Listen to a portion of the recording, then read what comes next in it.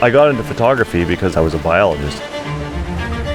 My role as a scientist I felt ineffective, and I thought if I could just translate the work to a global audience using storytelling and photography, then I knew I had a purpose.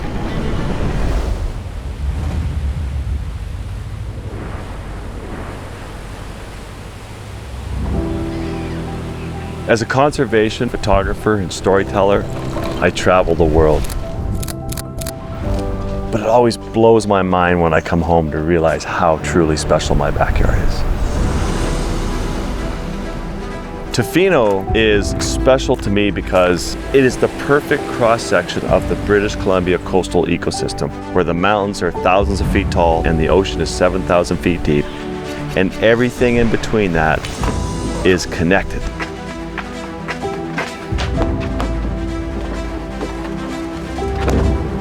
I see so much beauty in nature that at some point I lose my perspective of what's amazing and what isn't.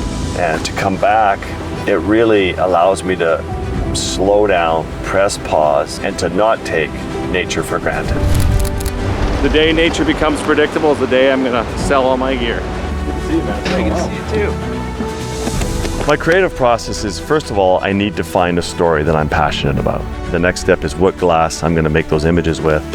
I have my ultra wide 12 to 24 millimeter. I love that lens underwater. I love it for landscapes. And then from there I have a couple of really beautiful sharp primes, the 24 millimeter, the 35, 1.4. And at the top I have the 600 millimeter G Master, which is incredibly sharp. You would never in the past ever even consider holding a 600 millimeter lens, but they've become so light and the body's light. It's the perfect lens for this. We've just landed on the beach. We don't see any sign of wolves yet. We're just gonna go back on the edge of the bush line here and we're just gonna set up and sit and wait. And that's all we can do.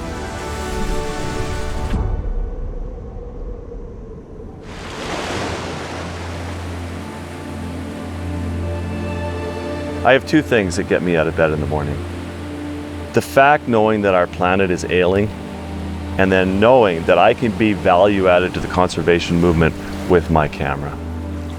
And now every time I come home, rather than just sit at home on my deck drinking beer, I'm coming back to the places where I photograph my assignments for National Geographic. And you just start to see it through these more mature, more relaxed, more wise, more at peace eyes.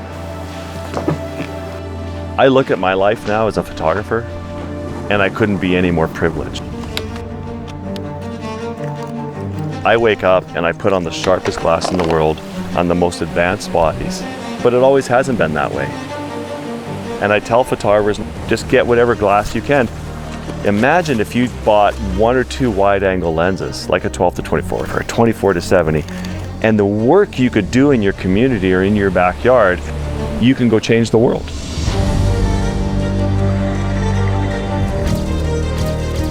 When I'm on my deathbed and I'm closing my eyes for the last time, I'm not going to be looking at covers of magazines on walls or checking my bank account. I'm going to have my head filled with the most incredible memories of the things I've experienced in nature.